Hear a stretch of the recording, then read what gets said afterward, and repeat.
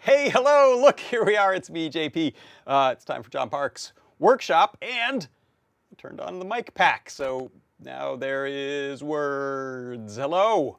Thank you for stopping by. Adafruit welcomes you, and so does Fonzie there. Mr. Arthur Fonzarello, thanks for that. Todd, thanks for stopping into our chat, people. We have a YouTube chat up. Dave Odessa is there. Beata Gruff Aldehagen. Johnny Bergdahl, welcome. Randall Bone, hello. Thanks for stopping in. And then over in our, what's this place? Discord. If you're somewhere that doesn't have a chat going on, like Twitch or Facebook, and you want to get in on the chat action, well, you could head over to our Discord, if that'll work for you. It is at adafru.it/discord. Look for the live broadcast chat channel. That's where all of the chattery is happening. Yeah, Randall noticed my silent movie there for a moment. That would have been fun. 40 minutes of mime. Are you ready? What? What are we doing here? Well, I've got a coupon code for you today. And in fact, I'll expose that right now because, hey, happy leap year. Right? It is the rare, every 4 years we get this day, the 29th of February. So happy leap year, and you can use that coupon code right there to get yourself 10% off in the Adafruit store today. Good until midnight tonight, East Coast time. And all you got to do is type that into the coupon code slot on checkout.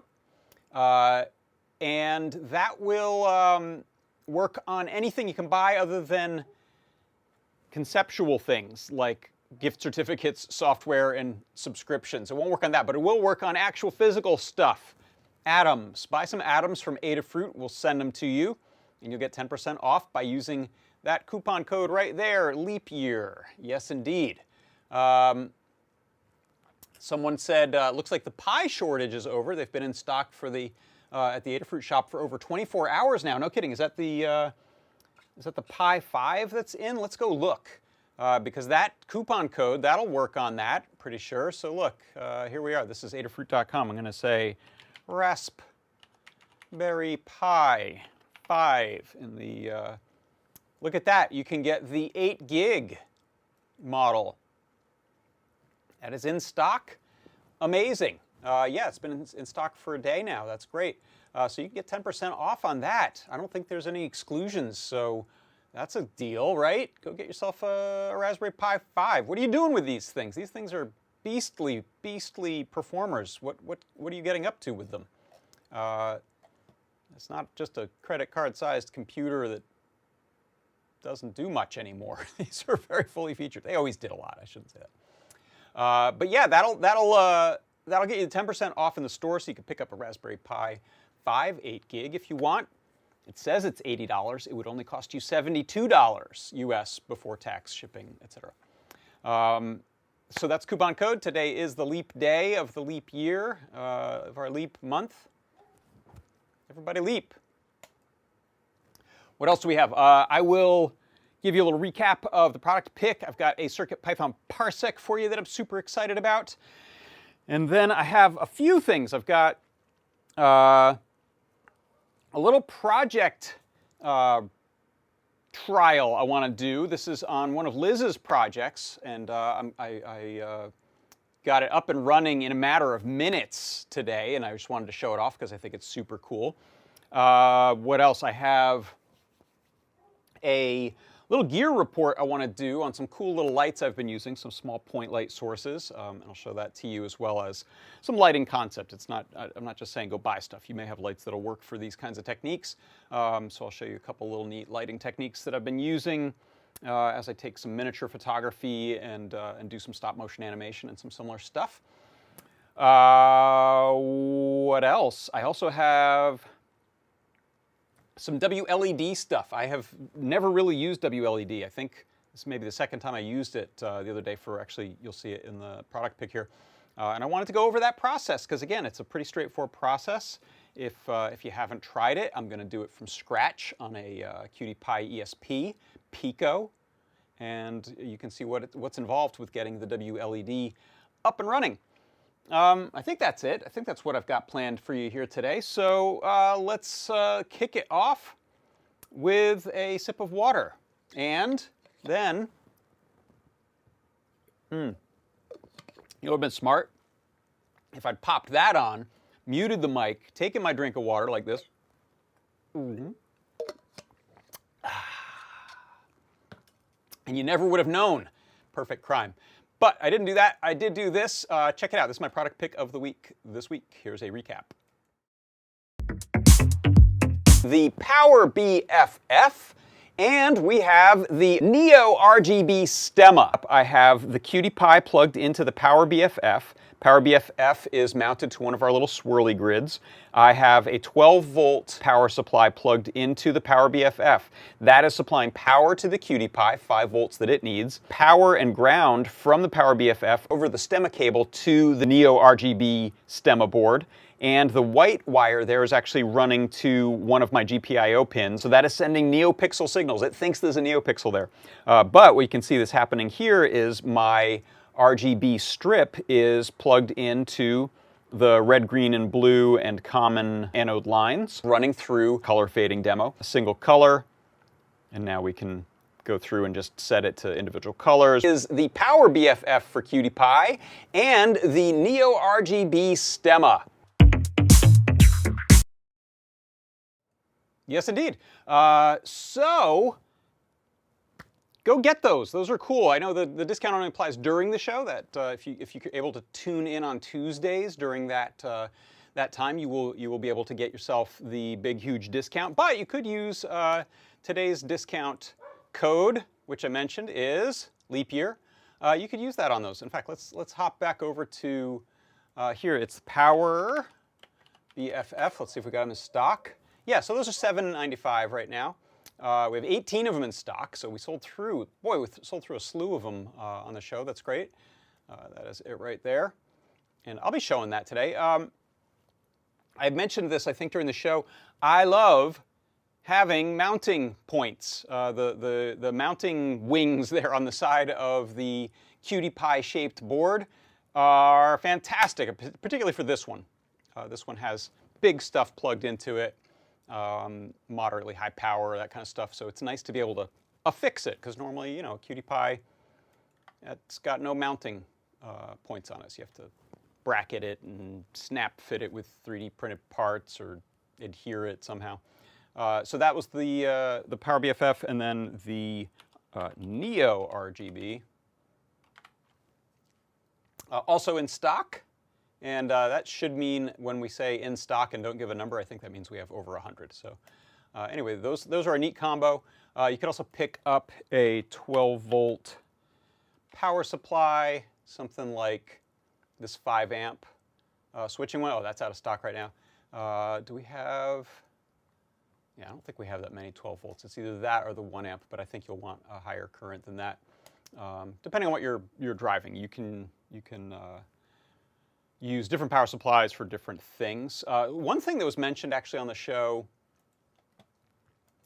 on Tuesday, someone said, hey, what about using nudes, which are our noodle LED strips? We have, let me jump back over to that. 12-volt nudes are the medium-sized ones right here.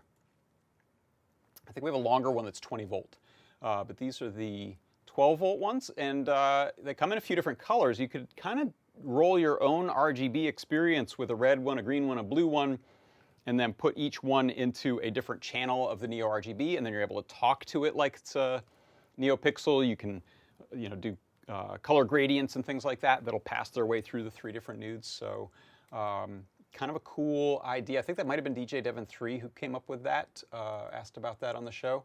So loved that idea. Would love to see that in action. So that would be a kind of other neat use. Love the idea that the Neo RGB lets you use the ease of all of the NeoPixel software out in the world there, even though the thing on the other end of it is analog, sort of dumb strips. I don't mean to insult them. Okay, hey, let's do a CircuitPython Parsec next.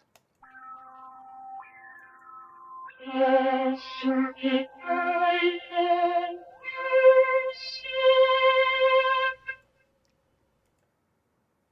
Hey, okay. So, for the CircuitPython Parsec today, I want to show you how you can create user interface buttons in Display I/O using Adafruit button library. So this is a PyPortal I have here, and this will work pretty much with any of our displays that have some sort of a touch input. This can be a resistive touch like this one, can be capacitive touch. And what we're trying to do here is create user interface buttons. It's something that's pretty common to want on a touch device like this. And rather than roll your own with sprites or with tile elements and then text labels on top and checking states and swapping them out for different colors, this kind of makes all of that really come together for you in this high-level library. So you can see here I've got a couple of buttons on here. When I touch them, this is resistive touch, so I can use this stylus to get my finger out of the way there. When I touch them, they are reacting. They're also printing out to my REPL there when they're getting pressed. You can also see when I press one and then leave the button, it knows, even though I'm continuing to press, so I'm sliding onto those, which is pretty nice. All of that is functionality that comes inside of Adafruit button.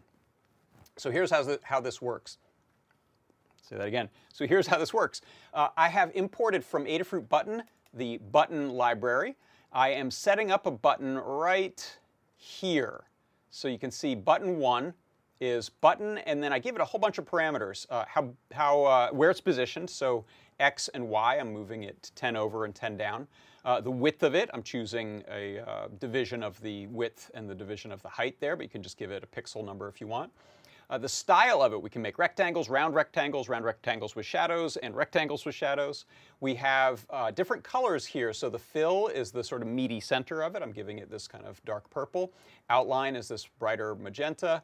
I've told it a label, which is a piece of text. You can use Terminal IO font, or you can be fancy and pick a BDF, bitmap raster font, like I've got here, Lotto Bold. And then we have colors for the label, as well as different colors for when things get pressed. You can leave those off and it'll just give you sort of inverse of the color, or you can get fancy and pick specific colors. I've set up a second button here. I'm adding those to my display group, and then I'm doing some state stuff here so I'm not constantly spamming. Then this is all touch stuff here in the main loop. I'm just checking for a touchscreen touch point. If it does get pressed, then I can check, this is really slick, if the button contains that point, that coordinate point on the screen, that's how it knows that it is being pressed. So if you make a real big button, if you make a real small button, you don't have to really care about that. It knows if that touch point is contained inside of the button or not. And then when it's got a press, when it's being pressed, we're doing one thing. When it's being released, we do a different thing. And then I've got that running for a couple of different buttons there. So these are really nice and easy to set up. We have a bunch of examples in different Learn guides. Brent has some really cool Learn guides that use these as lighting controllers. Go check those out. And so that is how you can use Adafruit Button to create display I/O button elements inside of CircuitPython. And that is your CircuitPython Parsec.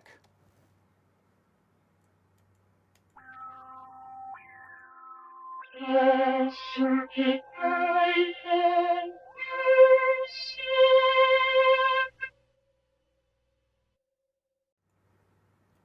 All right, I pulled it off that time. I drank the water while that thing was playing, so you don't know that I drank the water. Oh, Yanisku says it should be Lars Larson. You're right. That Lars is. Hey, look, let's change that. Here's how easy it is. You won't be surprised at how easy this is. I'm going to say Lars Larson. Save. Are you actually connected? You are. And there it is, Lars Larson. And that is buttons in action for you. Let's see, other questions. Oh, yeah, you know what? Mike P. asked about the nudes and the colors. I think I misspoke. Let's look at that again. If you take a look here, we have, let's see, yeah, the 300 millimeter ones are 3 volt. And the 1.2 meter long are the 24 volt. So yeah, this 600 millimeter long one, that's the one you want if you're going to do the Power BFF and Neo RGB with 12 volt. You could do, can you give it 3? I think you can. I think I've got one right here. No, okay, minimum of 5 on this. So you'd need to add some resistors. So yeah, I would say either wait, because I think we have some other colors coming in stock, or go for a shorter one and use some resistors to divide that voltage down, so you can use a 3 volt nude with the 5 volt output of this. Or, you know, depending on your current, you might just skip this altogether. You can still use the Neo RGB there. That does 3 volts to 16 volts. So that on its own would work well for those shorter nudes. Okay, let's see. Next up, how about, let's dive into this WLED thing. So this is, let me jump over to this page here. And to set this up, WLED is an alternative to using the NeoPixel library in Arduino or in CircuitPython, or Fast LED or Fancy LED. It's another way to talk to NeoPixel style LEDs with different code. This is an open source project, and the W in WLED, I believe, stands for wireless, because this is all about using the Wi-Fi built into ESP chips to control your LEDs using a web interface of some kind. It can be an app on your mobile device. It can just be a web page. So here I've got one of the ESP32 QT Pis. So that's, I think, sometimes called a Pico. And let me bring one up right here. So ESP32 QT. It is this one here. Yeah, so it's called Pico confusingly, because every 5th thing in microcontrollers is called Pico, but this is yet another one. So the ESP32 Pico, that one is the one you can use for this project. Works really well. And let's set this up. So I've got, I don't know what's on this one. I picked this up out of a drawer, soldered some headers onto it, and not really sure what's on it, but I've plugged it in. And then from this install.wled.me, it says plug in your ESP to USB port, hit install. And then we're supposed to pick from a screen you're not seeing, sorry, the USB serial port. In this case, it will always have a W on the Mac, at least a W in front of the part of the name, and that's, I think, Erin has a couple of different guides that she's done using this, so that'll let you know how to find the right one out of a list of multiple ports. So it has found it. You can see there it says install WLED, logs and console. So I'll say install WLED. Yes. It's erasing whatever was on there. Hope it wasn't important. I don't know what was on there. This will take 2 minutes, it says. We can watch that crawl through there. What we'll do after that is we just want to get onto a Wi-Fi access point. So I have one here. I'm actually going to take my phone right now and get onto that same Wi-Fi, just because I'm not normally on that one. So let's go pick the shop Wi-Fi and join that. So that means with the ESP32 on that network and the device I want to control it from on that network, it should be able to connect pretty easily. The device itself has the settings sort of served up from here. So we're able to grab settings that live on this. It's kind of the only two things you need. There's not like a computer in the middle serving things up, hosting things. It's all a little page on here that we'll connect with. Dave Odessa asks, does the web installer work in Firefox? I do not know. Typically I use Chrome for these kinds of web USB things, and I'm not sure where Firefox is in that. Okay, so installation is complete. Hit next, and now with it still plugged in over the USB, it's going to allow me to pick a Wi-Fi network. I'm going to move this off screen for a second. Can I move you off screen? Let's see, 1 second. Get that out of there, because I think the password might be in the clear. And, oh, it's not. Okay, it's a bunch of dots. His password is a bunch of bullet points. What the heck? Okay, so I'll put that back there. Okay, so it connected to the network, so that's great. So now the ESP32 QT is on the same Wi-Fi network that I got the phone onto. And we can go to visit the device.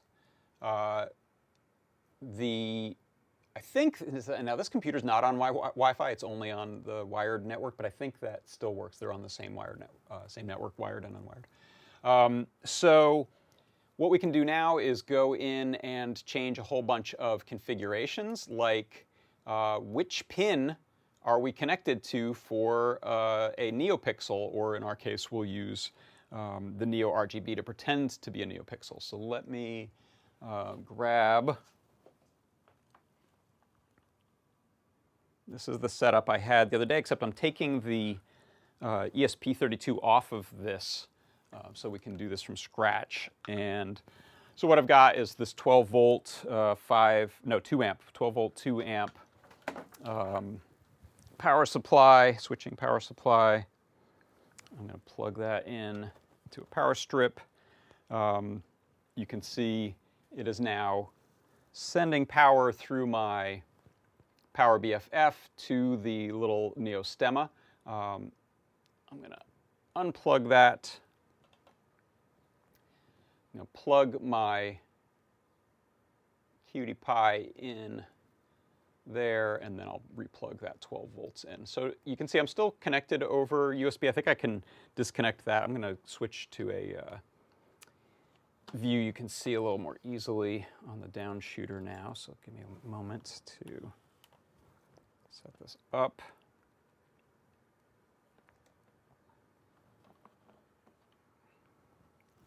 And how about we'll do that view there, like that, and you know what, I'll hide, oops, sorry, hide that. Okay. I'm going to pull this camera out a bit so you can see things. There we go. That should work. And a couple camera adjustments.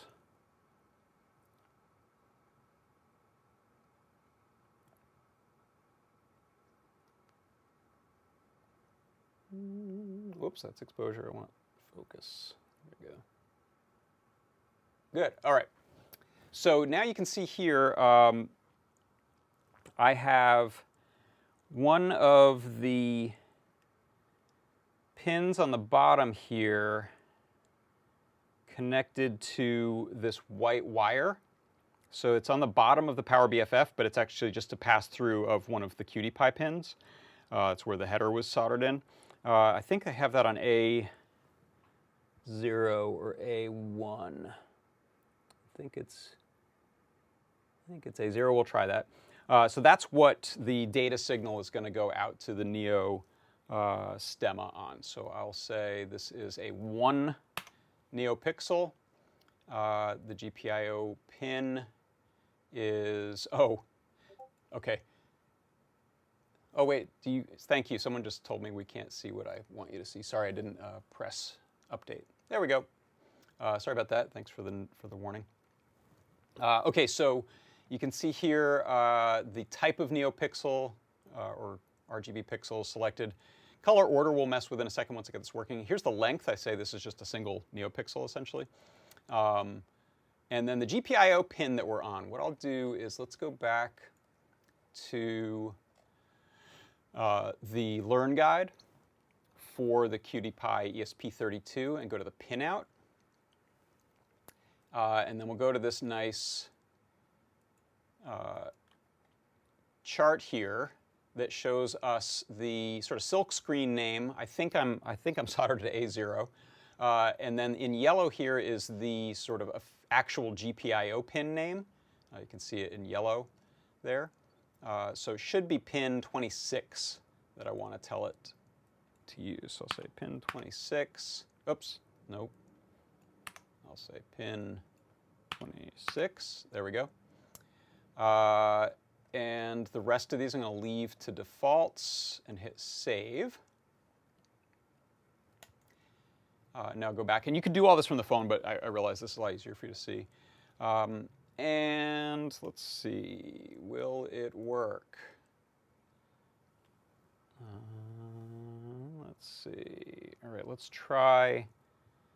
Problem is I can't see very well which pin I soldered you to. Maybe you're the next one. Yeah, I think you're on A1. Okay, so let's go back here. A1 is on 25. It's GPIO 25. So we'll go back to config, LED preferences, and 25.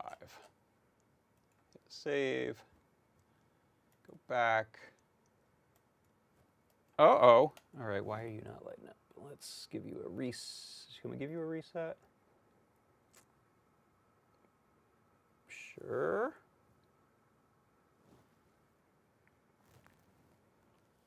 Let it wake up.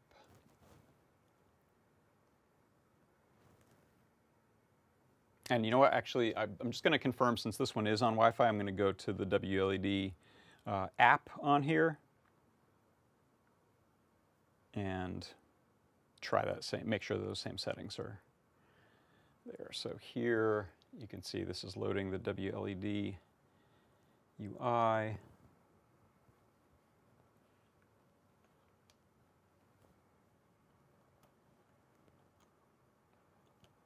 And I'm going to power cycle that whole situation there. Uh-oh, it can't be reached. All right, let me make sure this stayed on that network. It is. Okay, let me forget my other network. Okay. Oh, okay. So that should work, because that is the proper, I'm on the proper device. Okay, so what, let's see, what's what? You are powering it.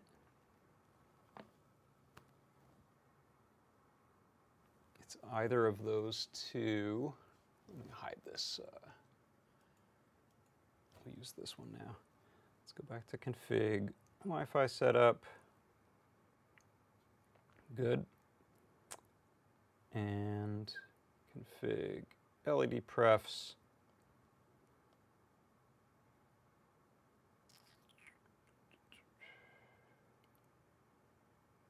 I'll try this again with that GPIO, and then I'll maybe pull that off and confirm that that's the one it's on. Okay, that's a mystery. Let's do actually one other thing, just to make sure I haven't like jiggled a wire. I'm going to plug in the ESP32 from Tuesday that I know was working.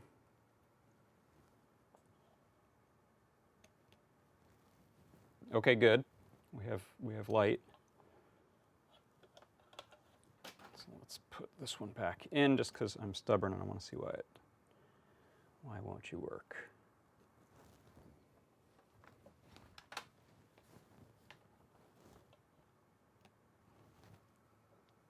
Oh, I guess I should have checked. Yeah, let's check what that other one, what pin it's on. I can steal the config there rather than unscrew that from the board. So you can see here on WLED, it knows that I've used multiple devices. One of them I named, which is this one. I named it Analog Neon. So I think it's trying to come online right now. You see a little spinning. Hey, what's up?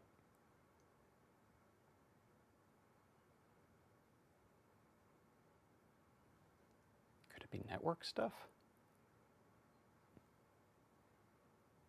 We're on the same network together.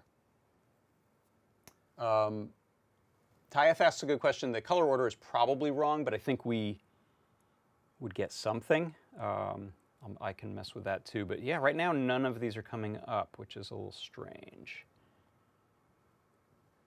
Let's plug USB in just for...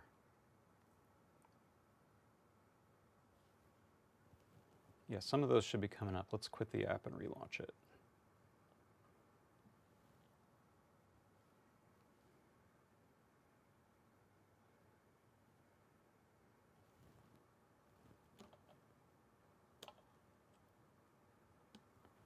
I thought this was the one named Analog Neon, and it was up a moment ago.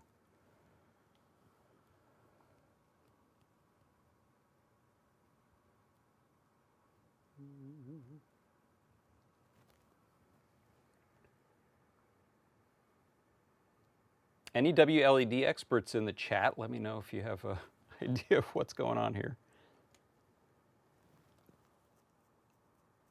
Why are you all offline? What if I bring this back on?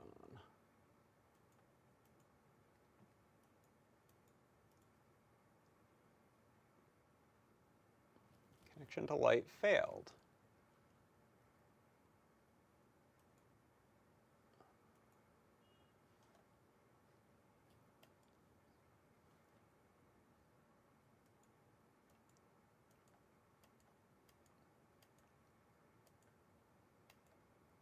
Check the IP address. Yeah, I think I've got...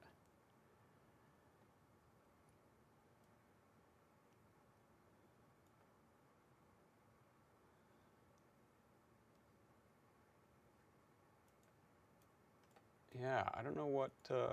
where it has gone. Where have you gone, thing?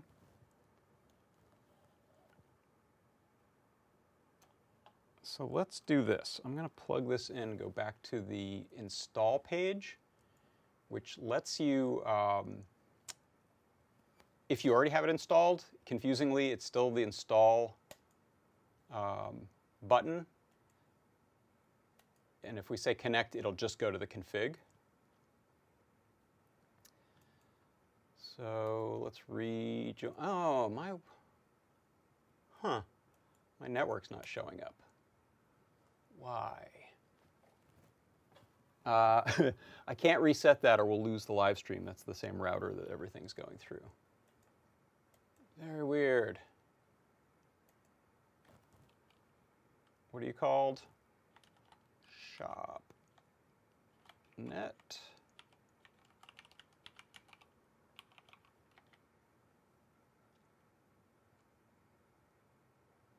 Okay. Well, that's showing up now. I don't know what was up, but okay, so let's see. If we pick this one,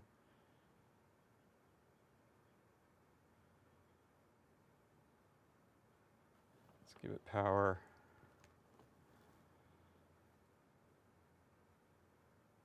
Okay. So that one works now, but that's not the one that I set up new. Yeah, Toddbot asks in the chat, could the new one you set up be stealing your setup now? Here, let me put this into Do Not Disturb so we don't get texts on top of things. Huh. Do I dare? Well, you know what? I won't do that. We'll pretend that that one worked. This is the one. This is the cooking show style. This is the one from the other day. But if I get this out of the way, I can unplug ostensibly from the power there. Or is that my key to my problem there? Is the network, is it not really on Wi-Fi? Let's see.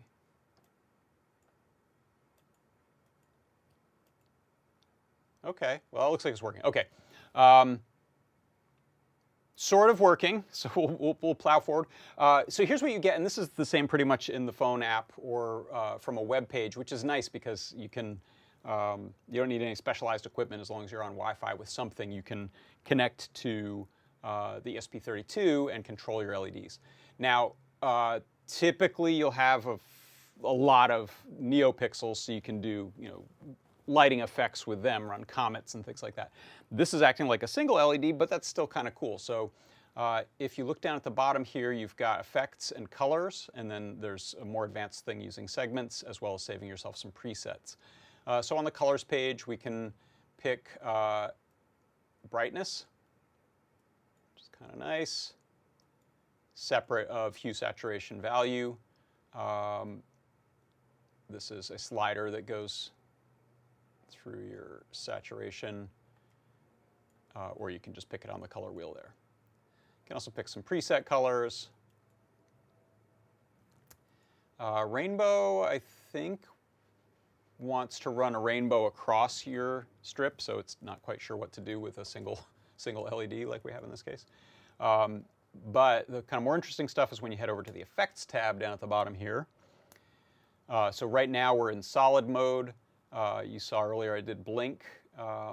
Here's a color loop is kind of nice. So this allows you to loop among different colors that you have in a gradient palette. So I'll go pick from, now you can see instead of just single colors, we have these palettes. So here's one that goes from sort of a green to a pink. And if we go back to the effects, we're doing the color loop through that sort of gradient of a few colors, but we can do things like change the speed of the effect, so slow it way down. And now you can see you get that nice, soft transition between colors. And then the saturation of whatever effect you're doing, you can also say, oh, I want it to be a little subtler, even though I have a set of very saturated colors picked over in my gradient palette. I can say, let's tone that down with the saturation control, which is really nice. It means you don't have to save a zillion different gradient presets. If we go to full 255, this is going to use the full saturation of your gradient palette. And what else is there to say? I think that's the main stuff. And then you can see here you can pick from different presets, play around with different colors. That's sort of the main usage, and that's pretty much as far as I've gotten. There are some other neat things you can do, like put things on a timer. Right now it's going to turn off after 60 minutes, so you can customize the timer. You can have multiple of these synced to a single source. So if we had 2 of these running, 10 of these running, however many of these running, if you hit sync, it'll put them all essentially on it'll sort of restart their gradients that they're going through at the same time. There's probably going to be some slippage over time there because there isn't a crystal with compensation keeping the real-time clock. I don't know if that's a possibility or not. I have no idea what peak and info are. Info, I'm guessing, tells us, yeah, some MAC address stuff, the Wi-Fi signal strength that you're getting, uptime, etc. So nice stuff to check out if you have a big installation, kind of stuff that Erin does in her tiki bars and things. That could be helpful. You can see you also always have a brightness slider up here at the top, which is nice if you just need to calm things down. And I think that's it. I'll quickly run out of things that I know about this. So, but you can see it's very, very friendly to play around with. And I'll leave it at that. I'll probably play around and see what I was doing wrong with this second one here. I'm sure it was just some goofy user error. But that is this running on the little neon style strip. Oh, the one other thing I wanted to do is, since Tyeth mentioned this, is to talk about the color order. So if I go back to solid, go to colors, go to red, you can see it's giving me red. That's good. If I go to blue, is it going to be blue or green? It is blue. Okay, so I have the correct color order. If you look over in this config under LED preferences, you can pick different color orders, which you've got green, red, blue. That's pretty typical for a NeoPixel these days. I think GRB or GBR, one of those, I can't remember which. But you've got kind of all the combinations of which order the pixels are in. It doesn't really matter with this stemma because we have separate wires coming off of the analog strip that you can plug in. I actually have mine plugged in, blue, red, green, instead of blue, green, red. So if I actually plugged those in correctly, I would then need to change this order to match that. But just so you know, there's a couple places where you can make that change if you're using the Neo RGB and you have an analog strip. Tyeth asks, any chance you got a power meter to see what it's using, max current power? I don't have anything easy to hook up here right now. I don't think. Yeah, it would take a bit of a setup, but yeah, that would be a good thing to test if you're doing a larger installation to make sure that you have the right power supplies. And yeah, you can see here there's also some things like enabling automatic brightness limiters so that if you head towards white, it can calm things down and not go past your current draw that you are prepared for. I think I could go brighter than that. This is a 2 amp supply and it's being limited to 850 milliamp right now, but I won't test that and burn the place down right now. Okay, so that is my WLED thing. Thanks for hanging in there with me as I goofed around with that. So let's take that off here. The other thing, I won't do this right now. The other thing I was going to show is that one nice thing about this setup is that you've got a stemma cable. Let me go to the down shooter. You've got this stemma cable here, and so that's my data on the white pin coming essentially from that GPIO pin, and my power and ground, which are coming from the terminal blocks. That's passing the 12 volts through, basically. With my strip connected to this Neo RGB, I could grab this other one. I have another one over here that I used for, sorry, Slappy, that I used for a different demo. It too is a analog strip plugged in to one of these, so I could swap that. In fact, let's do it. Let me bring the camera up here. So this is a separate strip, but it's got a 3-pin stemma connector, so I could just click that in there and give this power again.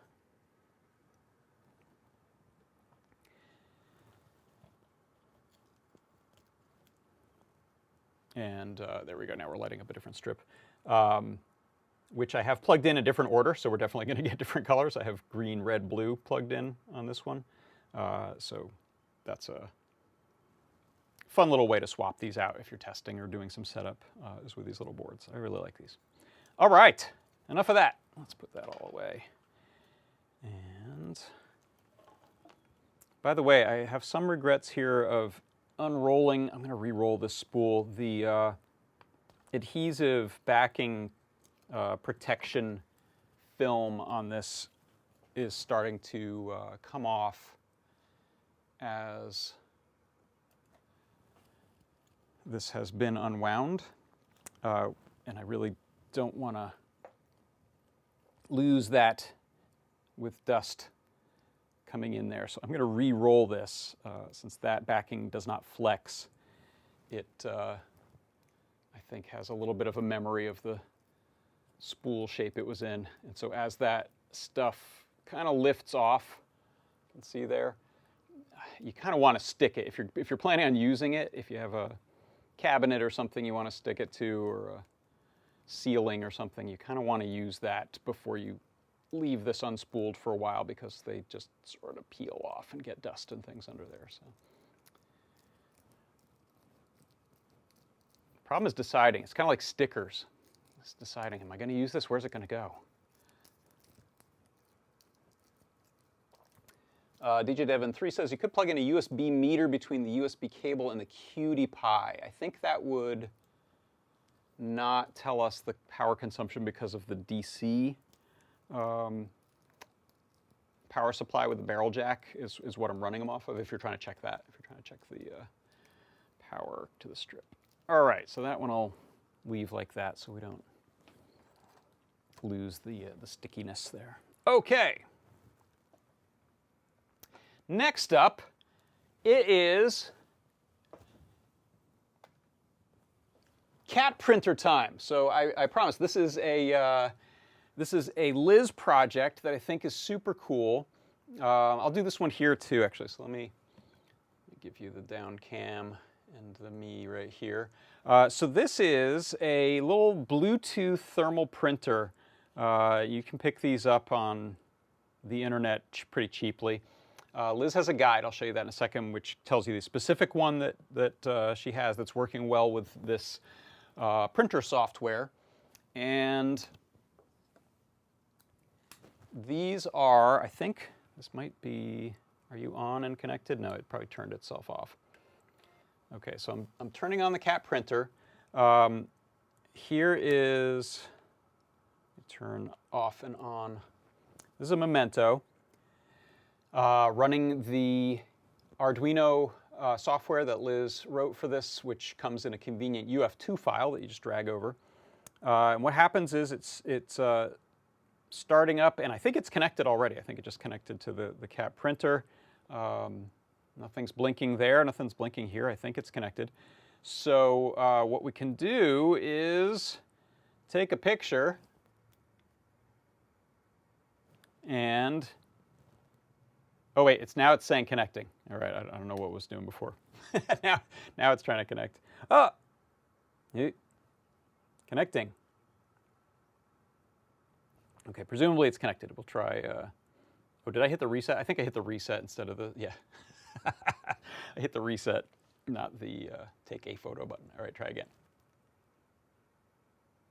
Yeah, so took the photo, is printing.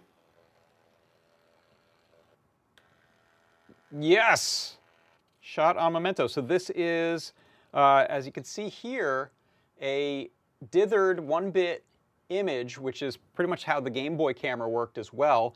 And it makes this printer happy. This thermal printer is happiest with this type of image, works well. Liz has a great write-up about trying different things, grayscale BMPs and such, but this sort of 1-bit image where there's a dithering algorithm that sort of simulates grayscale by putting little dots close together, gives you this really nice look. It's tricky to tear those off quickly enough. And there we get shot on MEMENTO. Let me try to focus this a little closer. There we go, shot on MEMENTO. Who could need more resolution than that? I don't know. There's also sticker paper and colored paper that come with these, but it's a little thermal printer roll that goes in there, so there's no ink or anything like that. It simply uses heat to transfer this image onto here. I have not tried these in a long time, so I don't know if these sort of fade and turn brown and the paper darkens and yellows over time like in the old days with these kind of printers, but I suspect, yeah. We'll see. I don't know if Liz, if you're still there, if you've had experience with that. But that's pretty cool. So we can, let's take another picture over here. Well, I'll see if the range is enough. And let's turn this around. That's actually how the page comes out. I'll take a picture of my little mannequin here.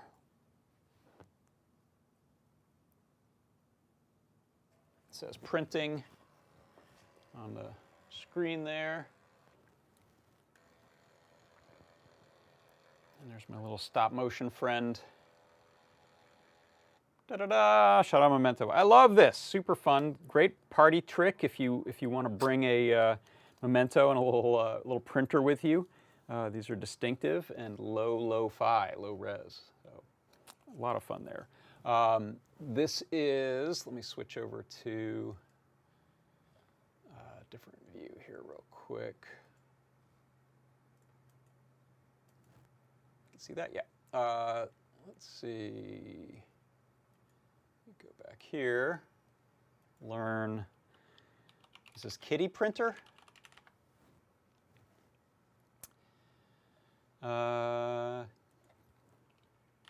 Cat printer? Okay, there's one. Here it is, BLE Cat Thermal Printer Memento. We have a couple. It looks like Jeff Epler did something with these two. So here is Liz's guide.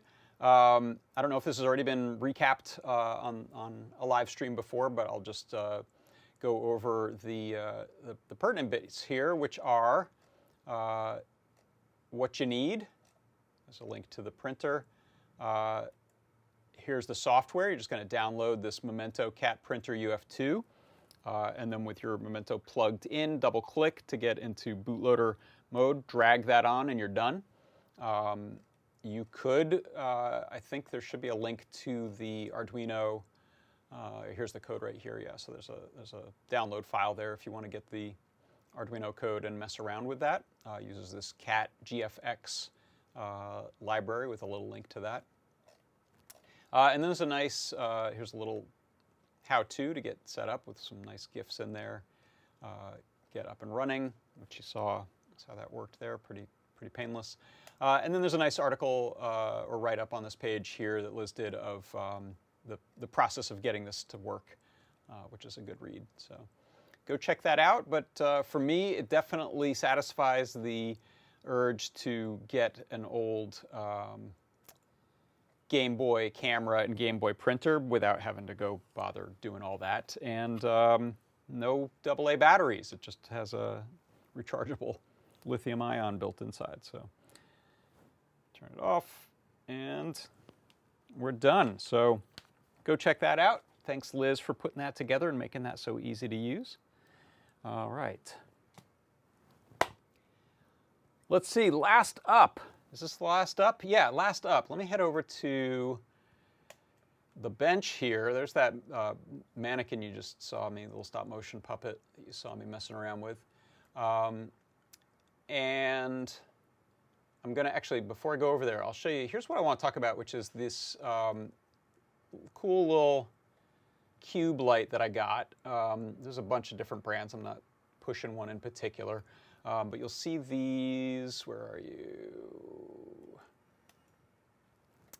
This one is from Small Rig, who make a lot of good but not too expensive camera and lighting gear. It is a little, I think in this one it's a 3-watt LED, single color. I think this is a daylight temperature, like 5600 Kelvin. Inexpensive, built-in LiPo battery, turns on and off with a single button, has a USB-C port for charging. But the nice thing about it is that it's a super tiny light source, which if you look at, let's see, let me point this other camera for a second. If you look at the main light that I use to light up the workbench and me for doing the shows, it is that.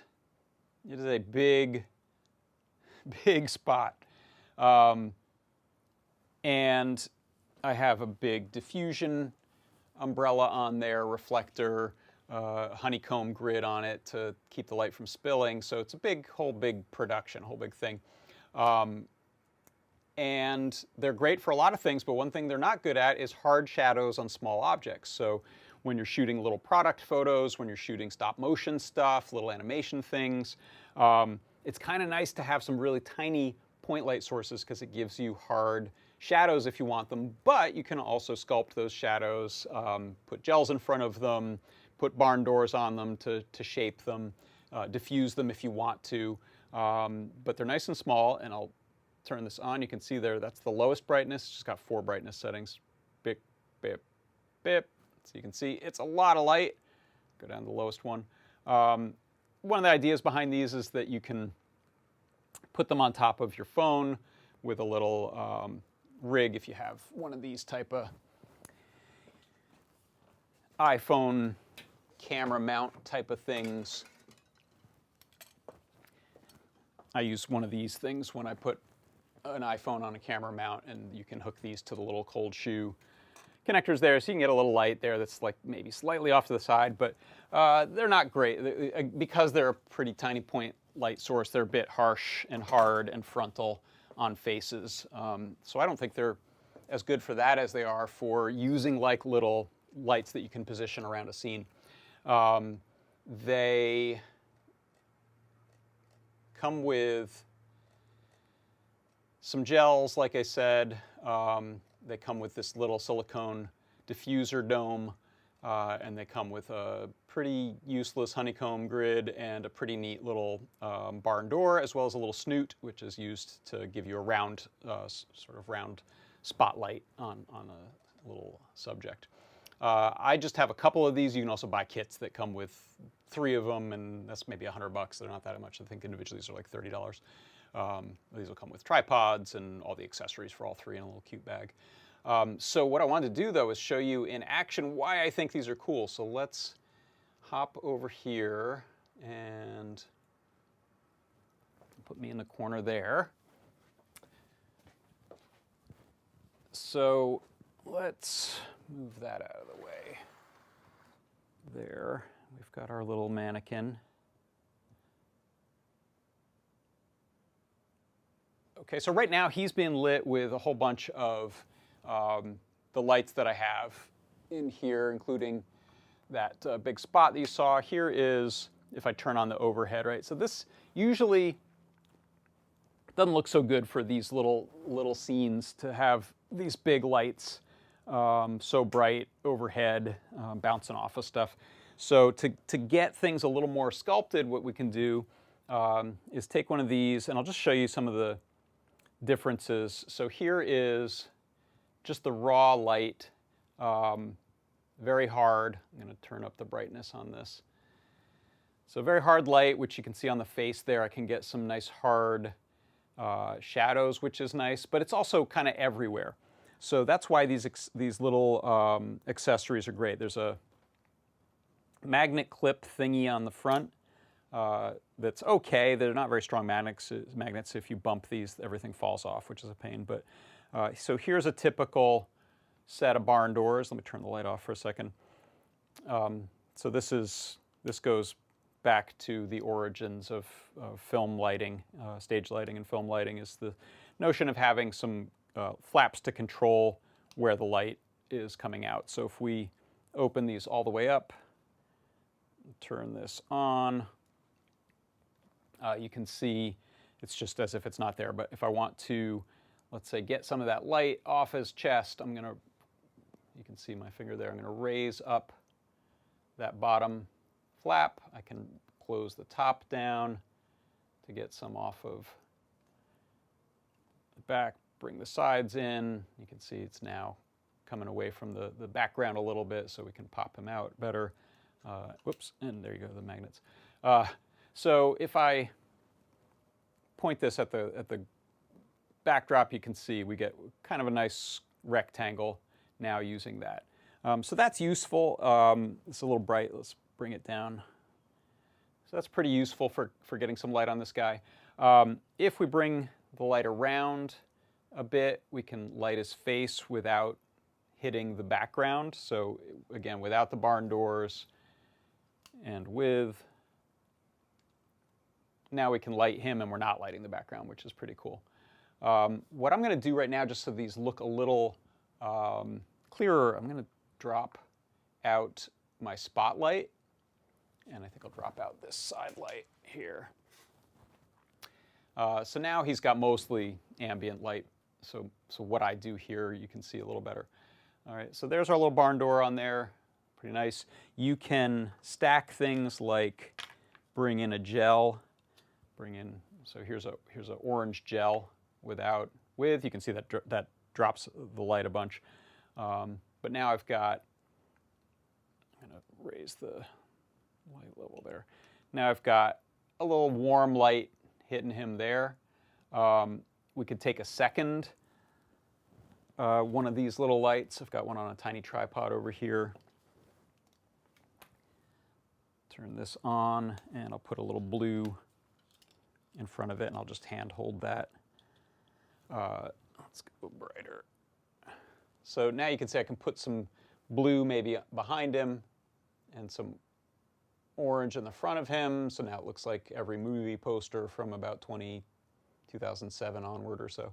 Get that orange and teal kind of look to it. Or we can hit some orange in the back and some warmth on him, which is kind of cool. I mentioned, I'll turn this one off. I mentioned the little snoot is cool because you can see that gives me a round little beam there, and that's helpful for picking out if I want to get a light on his face and not hit his arm. This is basically tighter than the barn door. Great for picking out little details. So that's that little snoot there. Similar to a flashlight, it just has a bit of a nicer, cleaner beam to it. The spot is fairly even. So did this go out of focus? There we go. The other, let me pop this thing off. The other one that's nice for some situations is this little diffuser. So if you look at his shadow back there,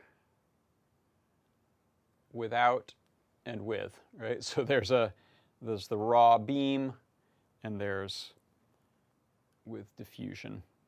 Let me turn that brightness all the way up. 1, 2, 3. There we go. So it's going to cut light. You can see how bright he is without it, but it's a nice diffuse source we can get on there, and the shadows aren't as harsh in the back. So if we want to control those with the barn door,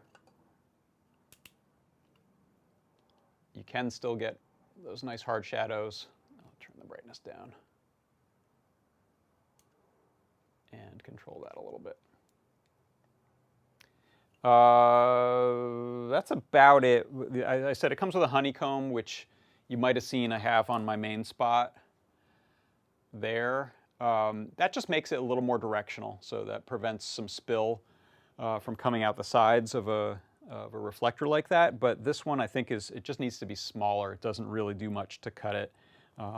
You should see not a lot of holes when you go sideways. So with a tighter grid, or maybe thicker this way and tighter grid, a honeycomb will cut a lot more light than that. This one is, I just don't think, sized appropriately. So this will take like really oblique angles before it cuts much light.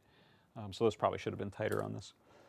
And then here's a little cold shoe attachment that you can use to put it on top of a camera or other piece of gear. It just mounts onto there, and then that slides in to lock that in place. I don't really use that.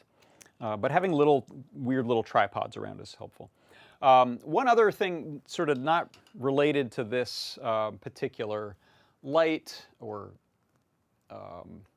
this will work with a big light, a small light, kind of a neat technique for upping your versatility of lighting in cases like this is to use a little mirror. So I've got a little inexpensive sort of flexible mirror here with a bunch of thumbprints all over it. These have, I think, an adhesive backing on them, but I just clip them into things. But what this does is it gives you ability to cast a nice square or rectangular reflection, which will look like light streaming in from a window, from a skylight. So you can see that's me pointing the light back at myself, and then using the, I can point it at the camera there to signal you. That gives me a nice look of a window. So it's lighting him. You probably want to add more light to him if you're this far away to get the shape that you want. And you can also, let me turn this off. You can also put blockers on this. So if I grab some tape, we should be able to put some little window shade or window panes into here. Let's just do a cross through the middle of this.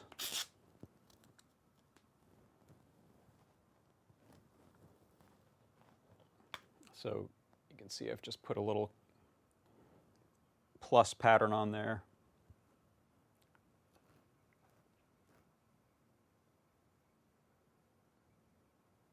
All right, so now I get the morning sun streaming in on our guy here, as if we've got.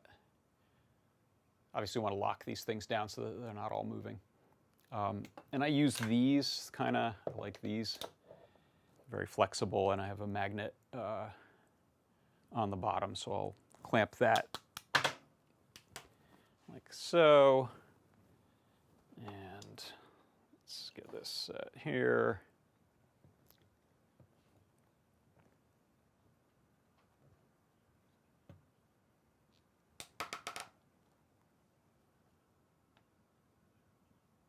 There we go. Now we have that, giving some of the lighting onto him. It's some of the lighting onto the backdrop there, and then I take another light and fill in on his face with this little snoot here. Oops. All right, so you can match the angle of the reflected little mirror light there, so it looks, for all intents and purposes, to be the same light source, but you can see there's without and there's with that little snoot on there. And the nice thing is that with that, if I take that off, I'm lighting way too much light, and I'm lighting all of him. If I kind of want to cheat and emphasize his face there, then this is a nice way to cheat that. So again, I'll clamp that onto a little tripod and leave that there. And this works great for memento lighting. I've been using this kind of stuff to shoot little scenes. Let me see if I can hook this light to another one of these little flexi guys there. And let's see if I can take a better quality Game Boy cat printer photo. Let's see.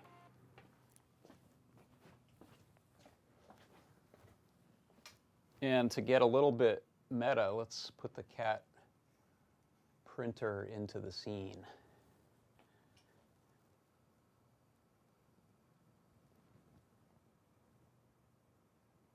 All right.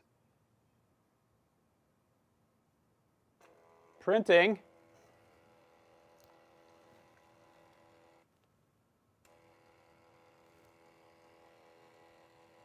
I feel like I should take a second one with the actual print in there. Seems like the right thing to do.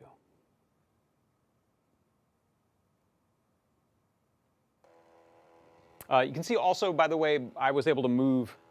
I can put this camera really close to him, and I'm not blocking the light on his face because I'm using that little point source.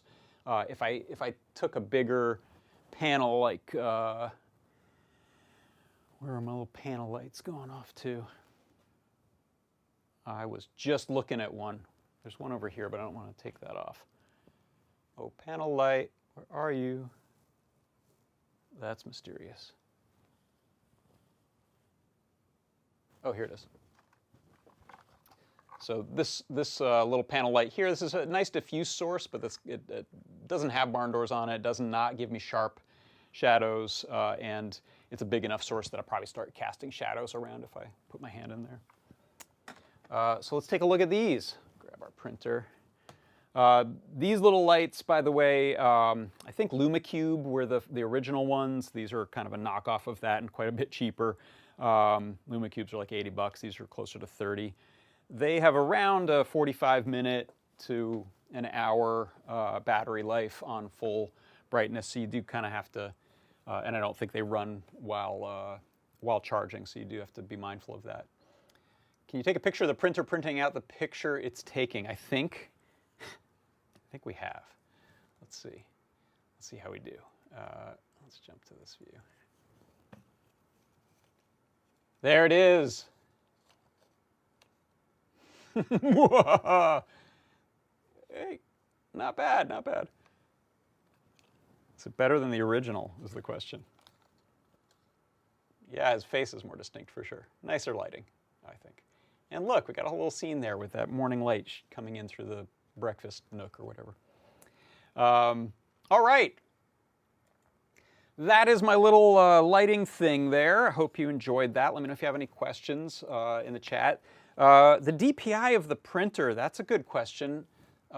If Liz is around, do you know? Let's go back to her guide for a second, and I'll check the link. So if you go to the overview here, Internet famous BLE cat thermal printer, cat GFX library, BLE cat thermal printer, okay. This one happened to come from Amazon.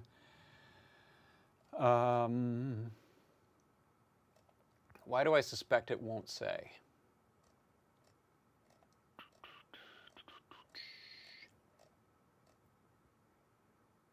$203 DPI is their claim. Maybe you could probably count the dots on this if you took the right photo with the Game Boy printer. More like inches per dot. Dun, dun, dun. Okay. That's going to do it then. Thanks everyone for stopping by today. I am, I think, going to be, I think we'll have maybe Scott or Foamy Guy on tomorrow with a deep dive. Not sure what the plan is, but you can check live broadcast chat, live broadcast announce later in the day, or check our blog and see. We will be back on Tuesday with another product pick. We have 3 Hangouts on Wednesday. We have Show and Tell Wednesday evening, Ask an Engineer after that. Hope I haven't missed anything, but a whole bunch of live streams as well as great content, learn guides. Don't forget to check out our playground section. In fact, there's something I want to check right there. There was a update. How do we get there? Adafruit.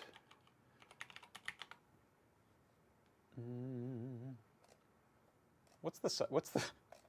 We have so many things called playground. Is it playground.adafruit?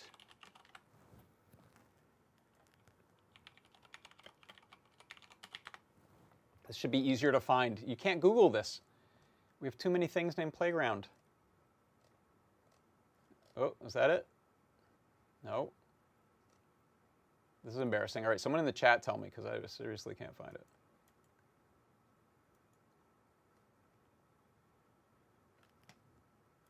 I'm not leaving until we find this. Adafruit.playground? Is that not the name of it? What's the new bloggy thing? I can't remember. Adafruit. Playground.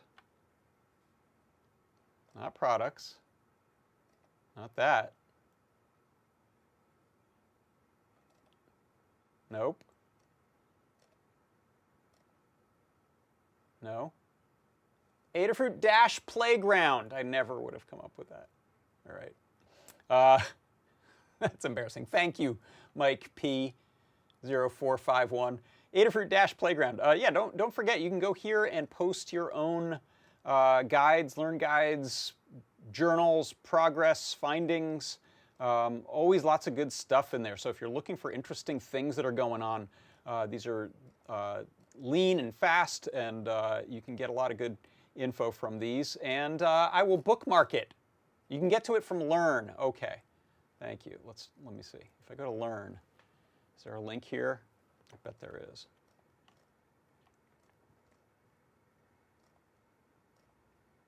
No? I bet if I'm going to stop embarrassing myself by searching for things. Just that. Just remember. How about I remember it? Adafruit dash playground. Go check that out. Oh yeah, in fact, C. Grover is working on one right now that is Wave Store, creating a library of synth I/O voices. Amazing stuff. Go check this out. It's happening right here. Last updated today. This is real time. At the top of the burger menu, I'm not signed in, so maybe it won't let me do that. All right. I'm just going to bookmark it. That's it for me. Thanks, everyone, for stopping by. I will see you in the future soon. So have a good rest of your day, a good Friday, a good weekend, and we'll see you next week. For Adafruit Industries, I'm John Park. This has been John Park's workshop on Leap Day, February 29th. That's your coupon code right there. If you want to go buy some cool stuff, do it, and that'll get you 10% off. See ya.